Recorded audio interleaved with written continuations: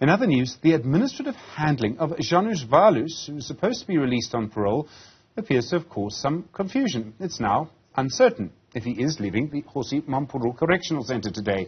What is clear is that Walus's lawyer will now have legal grounds to approach the High Court for an urgent application to enforce the Constitutional Court order stating that the killer of Kgosi should be released. This is because the Justice Minister has not yet indicated if his parole release is suspended pending an application to rescind the previous judgment by the South African Communist Party. Govan Whittles joins us now to untangle all of this. Govan, good evening to you. The Constitutional Court was fairly clear that Janusz Waluś had to be released, led to anger and outrage from many parts of our society. What have we heard from Waluś's lawyer?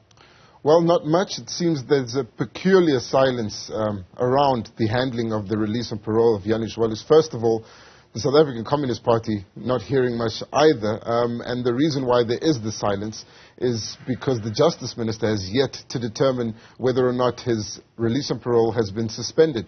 It has been 10 days since the Constitutional Court made that order instructing the release of Janusz Waluś. The application for rescindment of the judgment was only filed on Tuesday, but the South African Communist Party believes that's urgent enough for them to secure a date or at least secure the postponement of his release.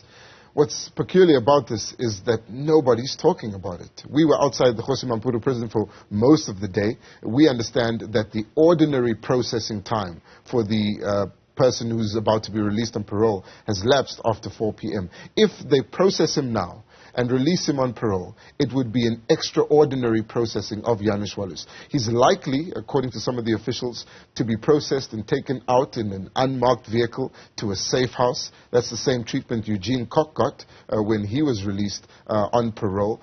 But it's clear now we're in territory that's uncharted in terms of bureaucracy, and what we're waiting for is the Justice Minister at this point.